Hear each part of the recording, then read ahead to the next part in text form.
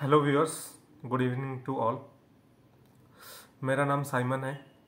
वैसे तो आज मैं कुछ एक अलग ही चीज़ों के ऊपर मैं बात करने के लिए आया हूँ।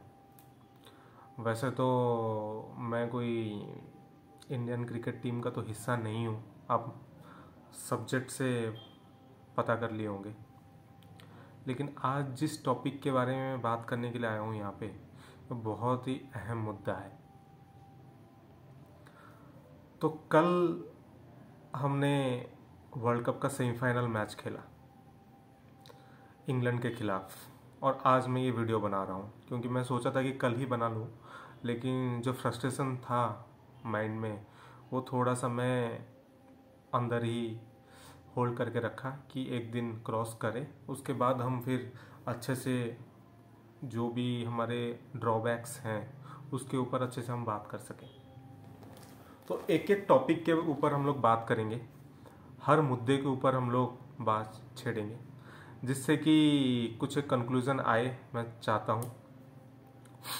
तो पहला पॉइंट पे मैं आता हूँ कि भारत ने ऐसा क्या क्रिकेट खेला कि हम बहुत ही ज़्यादा उम्मीद बना के रखे कि हिंदुस्तान वर्ल्ड चैम्पियन है, हिंदुस्तान मैच जीत के एक के बाद एक मैच जीत के वर्ल्ड कप लेके भारत आ जाएगा।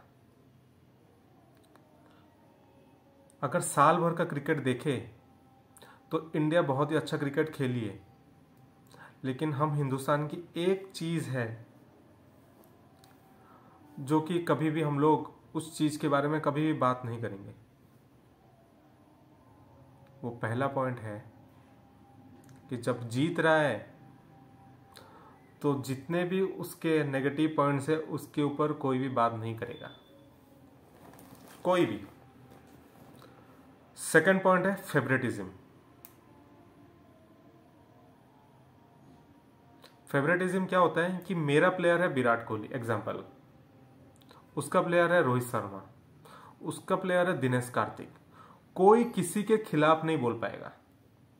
अगर वो अच्छा खेले तो ठीक है, लेकिन अगर बुरा खेलेगा तो हम क्रिटिसिज्म नहीं करते हैं। सबसे बड़ा दिक्कत हम लोग में यही है। जब तक आइडियल वर्शिप हम लोग नहीं हटाएंगे, आइडियल वर्शिप से हम लोग जब तक बाहर नहीं आएंगे, तब तक यही सिलसिला होते रहेगा। आपके फेवरेट प्लेयर वहां पे नाकाम होते रहेंगे, लेकिन आप उंगली नहीं उठाएंगे उनके ऊपर। थर्ड प्लेयर पे आते हैं हम। क्या हमने हर एक प्लेयर को उसके अनुयायी रोल दिया है कि तू ये रोल करेगा, तेरा काम है ये करना?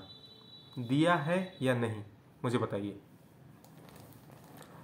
सच एग्जाम्पल है हम लोग केएल राहुल एंड रोहित शर्मा, ऊपर से आते हैं। हमने डिसाइड किया है कि केएल राहुल, तेरे को जाके बैटिंग में ओपनिंग जब तू करेगा तेरा काम क्या है? स्टेडी होके खेलना, विकेट बचा के खेलना, या रन मारना, ताबड़तोड़ धड़ा मारना, इधर धड़ा मारो इधर, उधर धड़ा मारो इधर। हमने वो बात किया है क्या कि मोहम्मद शमी को हमने बॉलिंग में क्यों लेके आए? बताइए ना। लेके आए क्योंकि एक्सपीरियंस है। अगर उसको लेके आए, उसको हमने रोल दिया कि तुम्हें क्या करना है, डेथ ओवर्स में आपको रन बचाने हैं या स्टार्टिंग में आके विकेट लेना है? वो भी नहीं, रोल डिफाइनिंग नहीं है।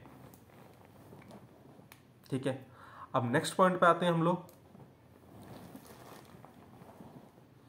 जब हम लोग पिछला वर्ल्ड कप हारे, उसके बाद हमने क्या प्लान किया? अगर प्लान किया तो एग्जीक्यूशन कहां है? उसके बाद पॉइंट आते हैं, हमने इतने सारे यंगस्टर को ट्राई कर लिए, एक भी यंग प्लेयर है वर्ल्ड T20 में? एक भी आपने यंग प्लेयर को लिया? नहीं। सिर्फ तो सिर्फ अर्शदीप सिंह, और कोई है? नहीं। दीपक हुड्डा को ले लिए, लेकिन आपको तो उसके ऊपर कॉन्फिडेंस ही नहीं है, तो कहां पे खिलाओगे? अरे भाई, मैं आपसे हाथ जोड़ के विनती करता हूं, अगर यंगस्टर के साथ जाना है तो यंगस्टर के साथ जाइए, क्योंकि ये T20 का गेम है। आपने महेंद्र सिंह धोनी से क्या सीखा? मुझे बताइए, महेंद्र सिंह धोनी से आपने क्या सीखा? 2007 में उसको एक पूरा नई टीम दे दी हमने कि भाई जा, हारो तो हारे, जीते तो जीते, जो होगा इसी से होगा। पॉइंट पे बात करते हैं ना। अगर आपको यंगस्टर के साथ ही जाना तो फिर ये दिनेश कार्तिक, उसके बाद आ गए हमारे महान खिलाड़ी, क्या नाम है उनका, आर अश्विन, उसके बाद मोहम्मद शमी, साल भर नहीं खेलेंगे और अचानक से वर्ल्ड कप में आ जाएंगे। क्यों भाई? तुम लोगों को क्या भरोसा नहीं है कि नया प्लेयर हमें मैच नहीं जिता पाएंगे? अगर नहीं जिता पाएंगे तो फिर साल भर खिलाते क्यों हो? मुझे बताओ ना, साल भर खिलाते ही क्यों हो? उसके बाद आते हैं वर्कलोड मैनेजमेंट या ऑप्शनल प्रैक्टिस।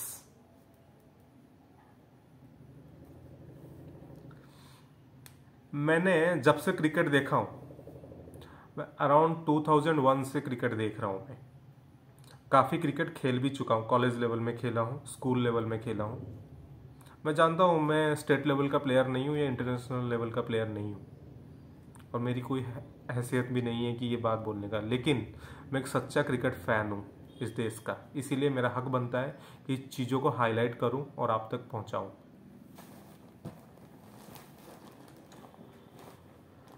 ये ऑप्शनल प्रैक्टिस और वर्कलोड मैनेजमेंट क्या है? पहले तो ये नहीं था। सचिन, धोनी, द्रविड़, गांगुली, इन लोग के टाइम पे तो ये सब नहीं था। भाई अगर मैच है, 5 मैच का ओडीआई सीरीज है, तो उसमें सब मैच खेला जाएगा। तुम्हें सब मैच खेलना है, कोई भी तुम लीव आउट नहीं कर सकते। लेकिन अब क्या हो रहा है ना, मेरे को ये सीरीज नहीं खेलना है, मुझे ये ऑप्ट आउट करना है, ये सीरीज में 1 मैच खेलना है, वो सीरीज में 2 मैच खेलना है, ये चल रहा है। अरे भाई ऐसे थोड़ी होता है, पहले जमाने में तो नहीं था। ये नया चीज क्यों आ गया? क्योंकि आपको अपने फिटनेस के प्रति थोड़ा सा डर है कि भाई कहीं मैं इंजरी हो जाऊं तो आईपीएल मेरा मिस ना हो जाए, वर्ल्ड कप कहीं मैं बच ना जाऊं मैं वर्ल्ड कप से। तो बाईपास आपको चाहिए कि भाई वर्ल्ड कप मेरे को जाना है। तो ये रही बात। उसके बाद हम लोग आते हैं कि भाई हमारी टीम की तो कोई विजन ही नहीं दिख रही है। मैंने जितना नोटिस किया, कोई विजन ही नहीं दिख रही है कि किसको खिलाना है। अचानक से टीम चेंज कर देते हैं, इसको घुसा लो, उसको निकाल लो, कोई विजन ही नहीं है। दिनेश कार्तिक को ले लेते हैं, दिनेश कार्तिक को तो पता ही नहीं चलता, एक बॉल खेलो तो हड़बड़ाने लग जाते हैं, स्टेडी नहीं हो पाते हैं। अचानक से उनका एक शॉट मैंने देखा, तुरंत आके स्वीप शॉट खेलना है। जैसे रविन उत्थप्पा जी थे, आगे आके मारते थे हर बॉल में, इनका वही शॉट है, प्रेशर रिलीज शॉट, आए पैर रखो स्वीप शॉट मारो। यही चीज उन्होंने सीखा है। अब आते हैं हम लोग कि भाई किस प्लेयर को आपको चुनना है। एक सेटअप प्लान करिए कि मुझे इस प्लेयर को चाहिए इस फॉर्मेट में, उसको दूसरे फॉर्मेट में खिलाने की जरूरत, अगर उसके अंदर उतनी पोटेंशियल है लाइक विराट कोहली कि तीनों फॉर्मेट खेल सके तभी लीजिए। भाई साहब नहीं, 1-2 मैच के बिना पे आप मत लीजिए। लाइक ये हमारे जो न्यूज चैनल्स वगैरह हैं, स्पोर्ट्स तक, आज तक, एबीपी न्यूज, ये लोग भी कम नहीं है और आप फैंस लोग भी कम नहीं है। कोई मैच अगर कोई प्लेयर 1-2 मैच में 50-100 मार दिया, जैसे उमरान मलिक 5-6 विकेट ले लिया 2-3 मैच में 150 के, अरे उसको भी इंटरनेशनल मैचेस में खिलाओ। अगर वहां पे जाकर फ्लॉप हो गया तो आप ही लोग लताड़ लगाते हो कि क्यों ले आए इतने जल्दी, आईपीएल के बिना पे ले आते हैं आप लोग। आप ही लोग ही सब कुछ है, आप ही लोग ही प्रेशर बनाते हो, तभी ये सब होता है। स्ट्रक्चर बनाओ, स्ट्रक्चर के हिसाब से खेलो, डेटा के हिसाब से खेलो। डेटा के हिसाब से ये नहीं कि 500 मार दिया तो अच्छा प्लेयर है, किस सिचुएशन में मारा ये देखना बहुत जरूरी है। किस सिचुएशन में खेला वो, क्या मैच विनिंग नॉक था वो, तभी। अब आते हैं हम लोग हर सीरीज में हम लोग अलग अलग कैप्टन को खिलाते हैं। कितने कैप्टन बन चुके हैं आपको पता है? 1 साल के अंदर जो उंगलियां है ना उससे भी ज्यादा हो जाएगी। भुवनेश्वर कुमार से स्टार्ट करके शिखर धवन तक। तो हर फॉर्मेट के लिए एक कैप्टन बनाइए, उसके साथ वाइस कैप्टन, खत्म। व्हाइट बॉल क्रिकेट के लिए एक कप्तान, टेस्ट क्रिकेट के लिए एक कप्तान, और यंग चाहिए हमें। ये बुढ़े बुढ़े नहीं चाहिए। उस जमाने का टाइम अलग था, अभी नहीं है। 10 टाइप का क्रिकेट खेला जा रहा है, इनके पास टाइम नहीं है, फिटनेस नहीं है, और वो स्ट्रेंथ भी नहीं है जिसको ये लोग कैपिटलाइज नहीं कर पा रहे हैं।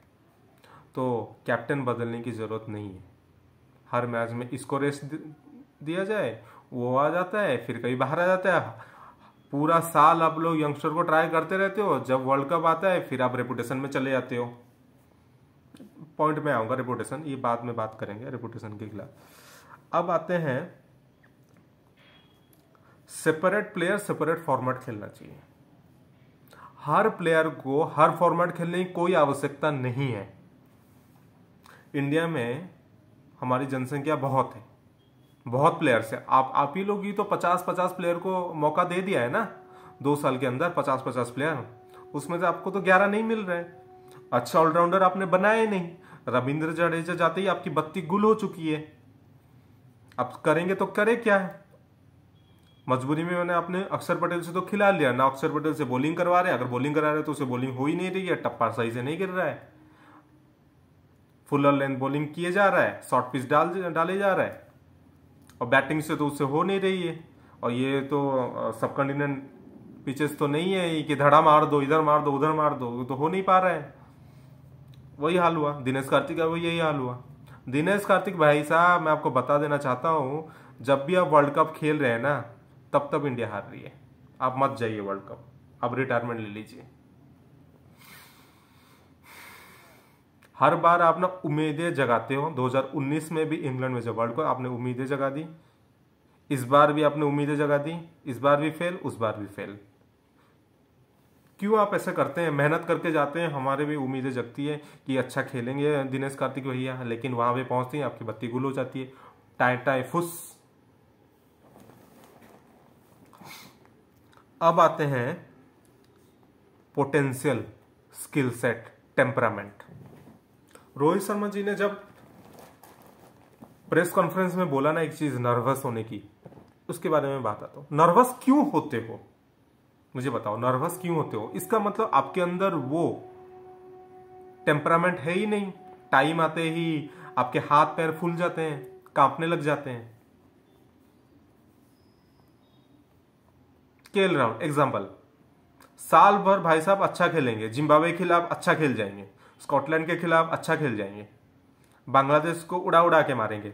जब अच्छी टीम, कोई तगड़ी टीम आ जाएगी, अच्छी बॉलिंग आ जाएगी, तो भाई साहब पैर कांपने लग जाते हैं। वही मैच अगर नॉकआउट हो जाए, वर्ल्ड कप का मैच हो जाए, कोई टूर्नामेंट का मैच हो जाए, तो भाई साहब क्या करूं? फुल टॉस बॉल में भी साइंस अफरीदी को कैच दे बैठे थे, आपको याद होगा 23 अक्टूबर को फुल टॉस बॉल में वो बाल बाल बचे थे उस दिन। तो लेकिन क्या होगा, किस्मत को तो कुछ और ही मंजूर था।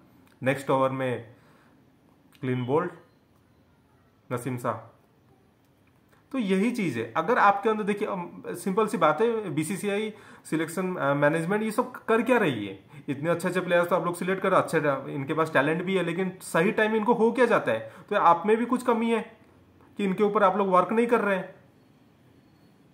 कुछ देखिए, अगर उसके अंदर कोई वो कैपेबिलिटी है, वर्क किया जा रहा है, फिर भी नहीं हो रहा, तो उस बंदे को टीम में रखने की कोई जरूरत नहीं। भाई उसको बोलो कि आप बायलैटरल सीरीज खेलो, तो रणजी जाके खेलो, यहाँ पे आने की कोई जरूरत नहीं है, निकालो। जाहिर सी बात है भाई, विराट कोहली, रोहित शर्मा और केएल राहुल पहले 3 स्पॉट में अगर खेलेंगे ना, हो गया कल्याण। ये तीनों जन टीम में नहीं रह सकते, 1 2 3 नहीं हो सकते। आप लोग पूरे अटैकिंग क्रिकेट नहीं खेल सकते, बिल्कुल नहीं खेल सकते। फिर नेक्स्ट आते हैं कोचेस। राहुल द्रविड़ सर, मैं आपकी बहुत इज्जत करता हूँ। मेरी हिम्मत भी नहीं है कि आपके बारे में मैं यहाँ पे कुछ बोल सकूं, लेकिन फिर भी मैं आज बोलूँगा। आप कर क्या रहे हैं? आपकी प्रेस कॉन्फ्रेंस में सुनता हूँ जब भी मैच खत्म होता है, और हारने के बाद तो आप अलग ही एक्सप्लेनेशन दे रहे हैं केएल राहुल फ्लॉप पे फ्लॉप हो जा रहा है, बड़े मैचेस में पैन कांपने लग जाते हैं, फिर भी आप बोलते हैं कि हमारे बड़े प्लेयर हैं, अच्छे खेलेंगे। दिनेश कार्तिक हम लोग बैक कर रहे हैं। ऋषभ पंत एक दो मैच में फ्लॉप हो गया तो नहीं, हम उसके पीछे हैं, हम और खिलाएंगे। क्या है ये सब स्टेटमेंट? क्या है ये सब? क्या प्लानिंग थी आपकी? क्या वर्क था आपका एक साल से, जब पिछले साल हम लोग वर्ल्ड कप आ रहे? आपने क्या किया मुझे ये बताइए। ऑप्शनल ट्रेनिंग, वर्कलोड मैनेजमेंट, ये तो आप ही का है ना। ऑप्शनल ट्रेनिंग का मतलब क्या हो कि आज मैं प्रैक्टिस करने के लिए चला गया और वो बोलेगा आज मेरा मन नहीं है, मैं रुक जाता हूं। आपने तो नाम ही ऑप्शनल रख दिया ना, जिसका मन है वो आएगा। अरे भाई, हर दिन एग्जाम है, सपोज एग्जाम्पल दे रहा हूं, स्कूल में एग्जाम है, इसका मतलब क्या हम एग्जाम के दिन ही जाके वहां पे एग्जाम देंगे, लिखेंगे? साल भर पढ़ाई करते हैं ना, साल भर। सिर्फ संडे के दिन छुट्टी मिलता है, किसी हॉलीडे के दिन। सेम टू सेम आप एक कंपटीशन में गए हैं तो वहां पे क्या आपको बीच में ऑप्शनल नाम का चीज भी होना चाहिए? प्लीज इस ऑप्शनल चीज को बैन करिए और हर दिन प्रैक्टिस रखिए जब भी किसी टूर्नामेंट में जा रहे हैं या कहीं पे भी आप ना सीरीज खेल रहे हैं, प्लीज। तो different coaches for different format. Rahul Dravid ji, आपने तो T20 नहीं खेला है, प्लीज आपकी सोच भी वही पुराने जमाने की है, वही पुराने बुढ़े बड़े प्लेयर्स को ही आप लाते हैं। तो आप प्लीज टेस्ट क्रिकेट ही देखिए, वनडे और T20 में BCCI से निवेदन करूंगा, अगर आप ये वीडियो आपके तक पहुंच रही है, प्लीज आप वनडे और T20 के लिए दूसरे कोच सिलेक्ट करिए। टेस्ट में राहुल द्रविड़ सही है। अब आते हैं सबसे बड़ा $1 मिलियन हमारा जो क्रिकेट बोर्ड है, BCCI का जो हमारा लीग है ऑल ओवर वर्ल्ड का सबसे बड़ा लीग IPL। आपने IPL स्टार्ट किया 2008 में, अच्छा लगा, नो डाउट। लेकिन जब धीरे धीरे वो बढ़ते गया ना टाइम के साथ, ऐसा लगा कि एक ना मतलब पैसा कमाने का जरिया बन गया है आपका। आप देख लीजिए ना, आप सबसे मैं पूछ रहा हूं एक चीज कि प्लेयर्स इंजुरी है लेकिन इंजुरी को छुपा रहा है कि IPL खेल लूं, पैसा कमा लूं, लेकिन जब सीरीज आता है तब उसमें पैर टूट गया, यहाँ पे फ्रैक्चर आ गया, यहाँ पे स्ट्रेचेस आ गए हैं, यहाँ पे थाई खींच रहा है, नहीं खेल पाए। अरे भाई साहब, बुमराह जी का हाल क्या हुआ? हर मैच खेलोगे IPL में, लेकिन जब इंडिया का मैच होता है कि मैं यहाँ पे रेस्ट ले लेता हूँ, मेरा बैक में पेन है, मैं ये मैच नहीं खेलूंगा, मैं वो मैच नहीं खेलूंगा, ऐसा थोड़ी चलेगा। देखिए, मैं सिंपल सी बात बोलता हूँ कि BCCI, आप IPL टीम फ्रेंचाइजी के साथ बैठ के एक मीटिंग सेट करिए, बात करिए। सब प्लेयर जो अच्छे प्लेयर्स हैं, जिनके लिए आप सोच रहे हैं कि फ्यूचर है इंडिया के, उनको रेस्ट्रिक्ट करिए, कुछ मैच खिलाइए। आप लोड मत लीजिए, रिस्क मत लीजिए। जो कि उसके बाद लास्ट 2 पॉइंट बोलूंगा, जो कि सबसे बड़ा अहम मुद्दा है, रेपुटेशन में मत जाइए। रेपुटेशन में मत जाइए। बड़े बड़े प्लेयर, बड़े बड़े नाम के बिना हम लोग मैच नहीं खेलेंगे, उसको कैसे बैठा दूं, उसको कैसे बैठा दूं, ये नहीं खेलेगा, वो नहीं खेलेगा, तो कैसे चलेगा? ये सब प्लीज बंद करिए। जो अच्छा खेलेगा काम में जाइए, नाम में मत जाइए, ठीक है? T20 में, अगर T20 में मैचेस जीतना है, ODI में हमें वर्ल्ड कप अगली बार कुछ अच्छा खेलना है। भाई मैं सच बताऊं, मैंने इस बार कोई उम्मीद नहीं रखी थी कि इंडिया जीतेगा, सच बता रहा हूँ। कुछ नहीं, थोड़ा सा अच्छा खेल ले भाई, अच्छा खेले, एक स्टेप आगे चले जाए, सेमीफाइनल तक पहुंच गया, ठीक है। मेरे को कोई पेन नहीं लगा, पिछली बार ही मेरे को कोई मतलब इतना ज्यादा पेन नहीं लगा था। लेकिन जब पाकिस्तान से हारा था ना, तो ज्यादा यहाँ पे लगा था मेरे को कि पाकिस्तान से साला कैसे हार गया, लगा था मेरे को, सच बताऊं लगा था। इसलिए लगा था क्योंकि जिस हिसाब से खेलना चाहिए था ना, उस हिसाब से नहीं खेला। जिस पोटेंशियल के साथ खेलना चाहिए था उस हिसाब से नहीं खेला, इसीलिए पेन हुआ था। तो T20 में आप यंग प्लेयर को लीजिए, ODI में भी आप यंग प्लेयर को लीजिए, कुछ जो एक्सपीरियंस है वो रखिए, नहीं तो पूरा यंग डालिए। हारेंगे तो हारेंगे और जीतेंगे तो नैया पार होगा, कोई दिक्कत नहीं है। ट्राई तो करेंगे ना, कुछ तो नया किया हम लोग ने, लेकिन पिछले साल से इस साल तो हमने कुछ नया किया ही नहीं है। युजवेंद्र चहल को आपने साल भर खिलाया, लेकिन वर्ल्ड कप के दिन आपने पूरा टूर्नामेंट आपको बैठा दिया। सारा वर्ल्ड जो लेग स्पिनर से खौफ खाती है, लेग स्पिनर्स को खिलाती है, आपने लेग स्पिनर को बैठा दिया। अरे भाई, फिंगर स्पिनर, ऑफ स्पिनर बंद हो चुके हैं। अगर आपके पास दूसरा नहीं है तो कोई फायदा नहीं है। आप मार खाओगे, इधर खाओगे उधर खाओगे। इधर बटलर किस दिन मार दिया, उस दिन रिजवान मार दिया, उधर हैदर मार दिया, मिलर मार दिया। तो लेग स्पिनर लाइए, पुराने जो भी हमारे कुछ 1-2 साल में जो प्लेयर्स हमारे पास बने थे उनको बैक करिए, अच्छे मैचेस दीजिए। अब बायलैटरल सीरीज जीत के ना कोई बड़ा तीर मार नहीं मार रहे हो आप लोग। जीतो अच्छा है, लेकिन वर्ल्ड कप में भी अच्छा परफॉर्मेंस करना बहुत जरूरी है। आप लोग कल हारते कोई दिक्कत नहीं था, लेकिन जिस तरह से आ रहे हैं ना, मुझे उससे दिक्कत है। हो गया, जितना बोलना था मेरा हो गया, भड़ास निकालना था मैंने निकाल लिया। अब आपके ऊपर है, आपके ऊपर मतलब पूरा मैं इंडियंस को ही बोल रहा हूँ। आइडल वर्शिप के ऊपर प्लीज़ मत जाइए। जो अच्छा खेल रहे हैं उसकी तारीफ करिए, जो बुरा खेल रहा है उसकी क्रिटिसिज्म करिए। प्लेयर फेवरेटिज्म मत रखिए, प्लीज़ फेवरेटिज्म मत रखिए। 1-2-50 में उसको मत उठाओ।